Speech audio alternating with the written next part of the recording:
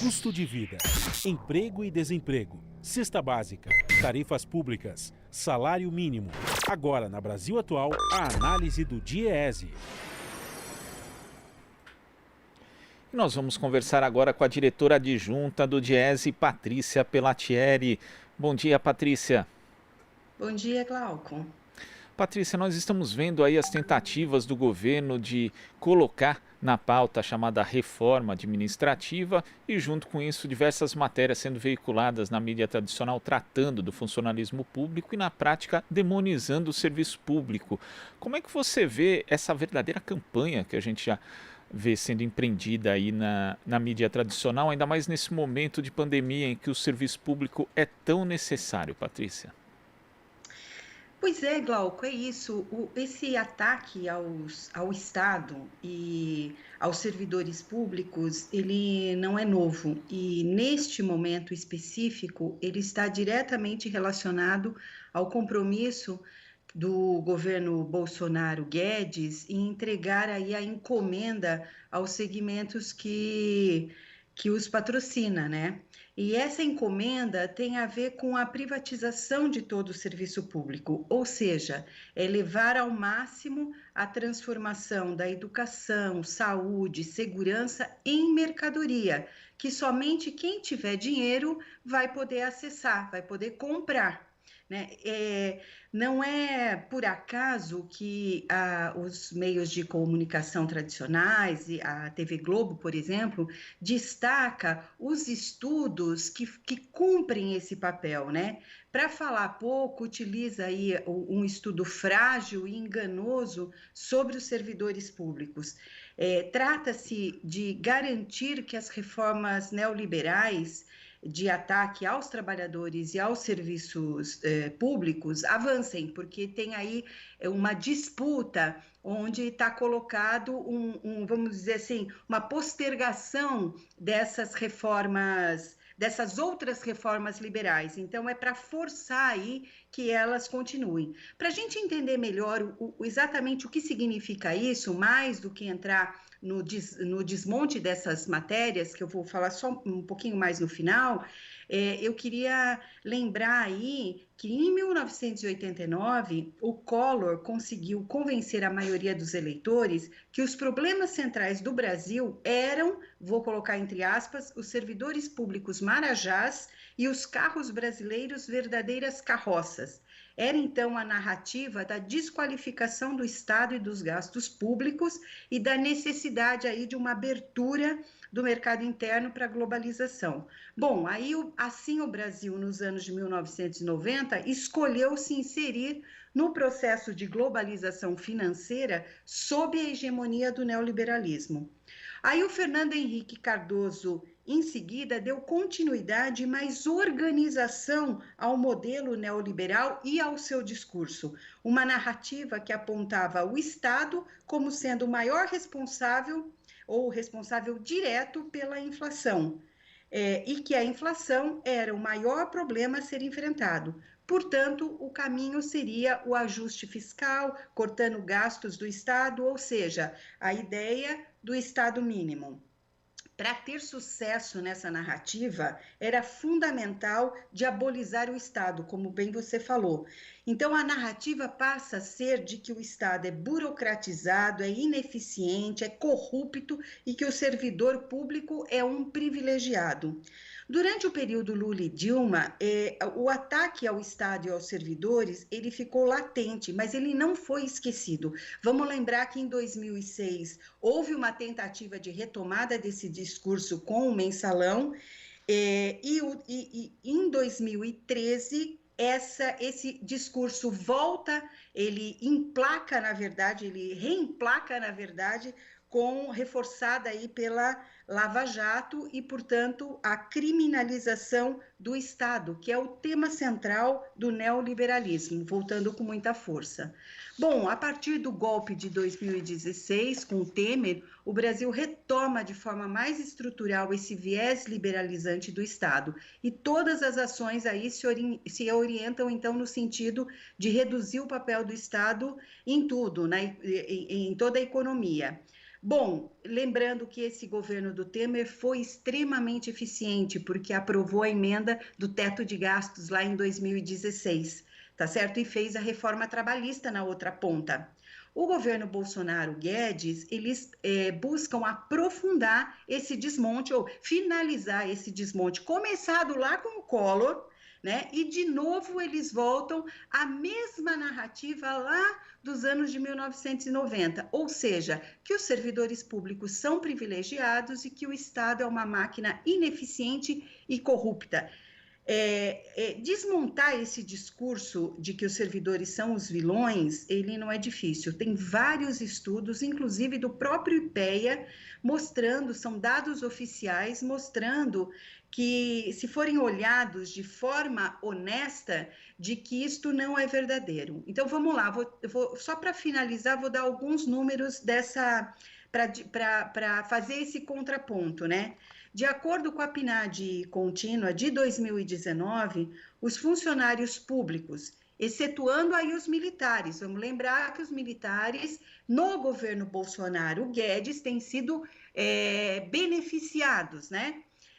Então, tirando os militares, eram aproximadamente 11 milhões, dos quais quase 60%, 59,3%, são servidores municipais.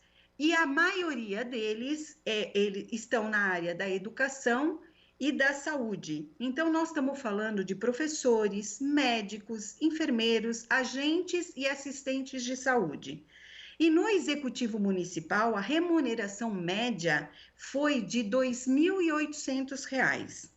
Bom, além de isso, é um dos elementos. É preciso a gente considerar que no setor público existe uma imensa heterogeneidade na remuneração, tanto entre as ocupações, como entre os diferentes entes federativos e poderes da União. Em 2018, metade dos funcionários públicos ganhava até 3 salários mínimos. Nós estamos falando aí de R$ 2.900, considerando o salário mínimo de 2018. Apenas 3% ganhava mais do que 20 salários mínimos, em torno aí de R$ 19.000. E esses 3% estão muito concentrados em algumas carreiras, geralmente aquelas carreiras típicas que não existe similar no mercado privado, né? Na iniciativa privada, nós estamos falando de desembargadores, procuradores, juízes.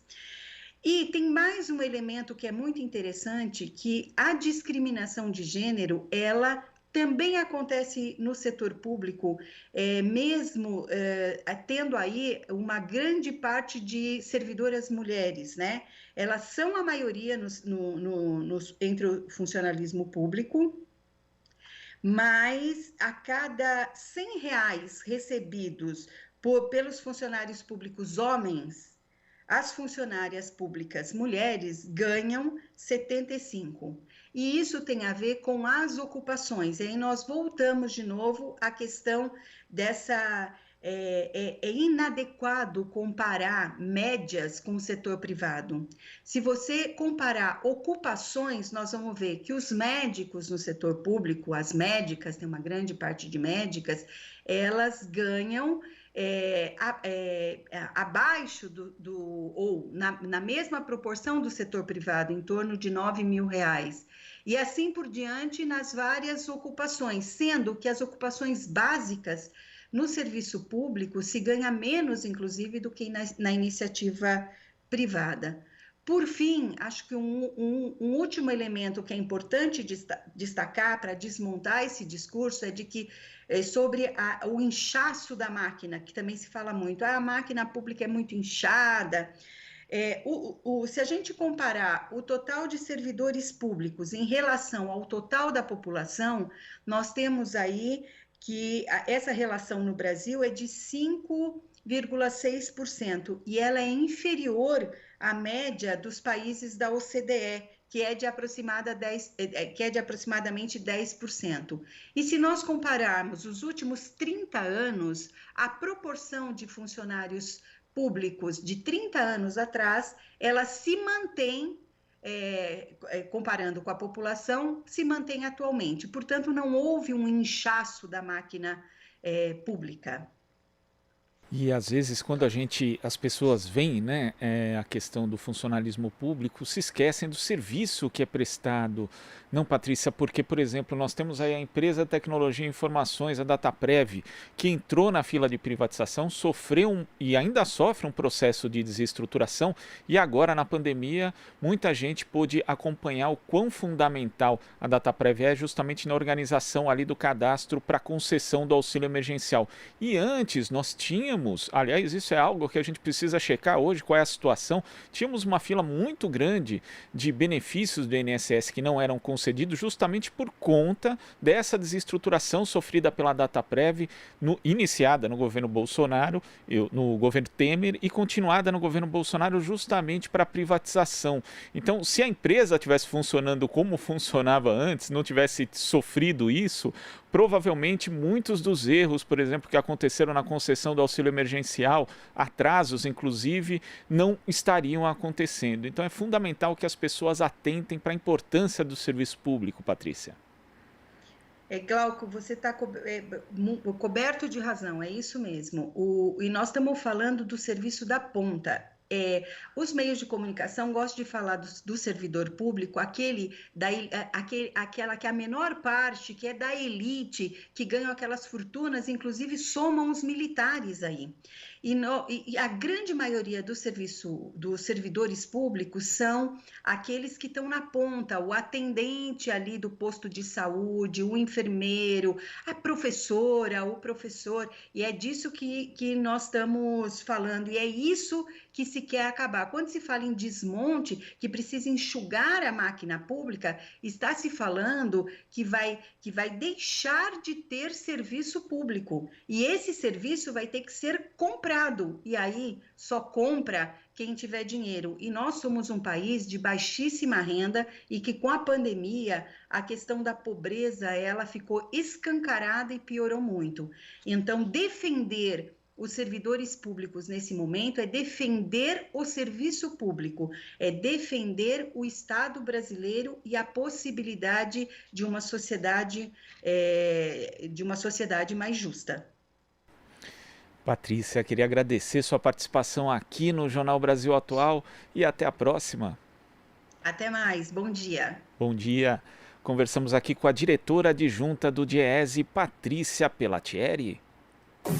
Você está ouvindo Jornal Brasil Atual. As notícias que os outros não dão.